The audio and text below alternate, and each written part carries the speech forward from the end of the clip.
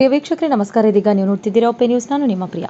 ಭವಾನಿ ಬಿಜಲ್ಗಾನಲ್ಲಿ ನೀರಿನ ಫಿಲ್ಟರ್ ಹಾಕಿ 1 ವರ್ಷ ಆಗಿತ್ತು. ಇನ್ನು ನೀರು ನಿರಂತರಕ್ಕೆ ಜಾಗಿರ್ತಾ ಇತ್ತು. ಇನ್ನು ನೀರಿನ ಫಿಲ್ಟರ್ನ ಹಾಕಿ 3 ವರ್ಷ ಆಗಿತ್ತು. ಇನ್ನು 1 ವರ್ಷ ನಡೀತು, ಆಮೇಲೆ ಬಂದು ಬಿತ್ತು. ಇನ್ನು ಊರಿನ ಗಣ್ಯ ವ್ಯಕ್ತಿಯಾದ ಮಾಧವರಾವ್ ಧೋಂಬಾಳೆ, ಖಂದೇರಾವ್ ದೇವಕತೆ, ಶಿವಕುಮಾರ್ ಪಾಟೀಲ್, ಉದ್ಭವ್ ಲೋಹರಾದ ಪ್ರಮುಖರು ನೀರಿನ ಘಟಕ ಮೇಲಿಂದ ಹೋಗ್ತಾ ಇದ್ದು ಊರಾದಂಥ ಭವಾನಿ ಬಿಲಗಾಲ್ ಅಸ್ತವ್ಯಸ್ತ ವ್ಯವಸ್ಥೆ ಇದೆ ಅಂತ ಕೂಡ ಹೇಳಿದ್ದಾರೆ. ಇನ್ನು ಬಿಜಲ್ಗಾಲ್ನಲ್ಲಿ ಸಾಕಷ್ಟು ಅಸ್ತವ್ಯಸ್ತ ಆಗಿದೆ ಅಂತ ಕೂಡ ಮಾಹಿತಿಯನ್ನು ನೀಡಿದ್ದಾರೆ. ಇದಾಗಿತ್ತು ಇವತ್ತಿನ ವಿಶೇಷ. ಇನ್ನಿತರ ಸುದ್ದಿಗಳಿಗಾಗಿ ನೋಡ್ತಾ ಇರಿ ಒಪೆ ನ್ಯೂಸ್.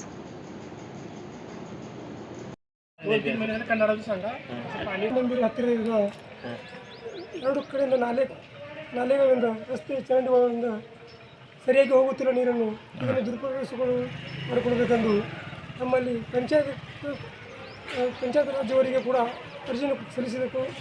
ಇವರು ಯಾರೂ ಬಂದು ಇದನ್ನು ನಿರ್ಲಕ್ಷಿಸಿ ಮಾಡಿಕೊಳ್ಳುತ್ತಿಲ್ಲ. ನಾವು ದಯವಿಟ್ಟು ಇದನ್ನು ಸ್ವಲ್ಪ ಗಮನದಲ್ಲಿಟ್ಟುಕೊಂಡು ಕೆಲಸ ಮಾಡಿಕೊಡಬೇಕಂತ ತಮ್ಮಲ್ಲಿ ವಿನಂತಿ. ಸೆಕ್ರೆಟರಿ ಅವ್ರು ಬಂದು ನೋಡ್ಯಾರ?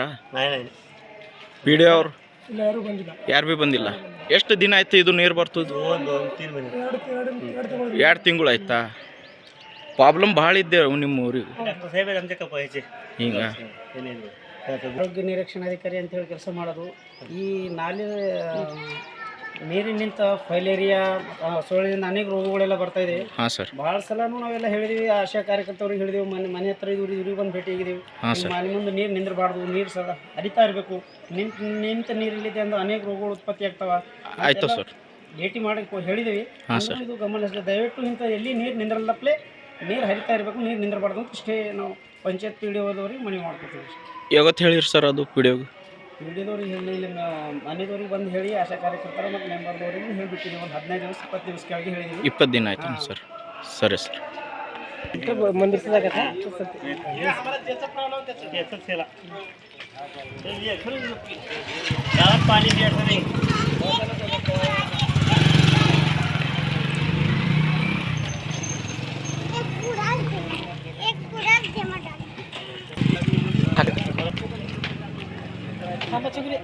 ते दाखले लेकर आम्हाला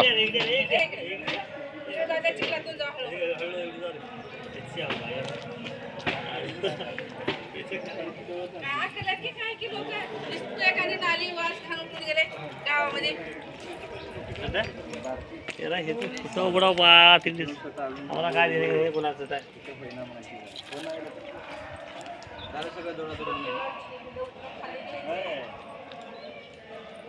सगळं वाढणार गावात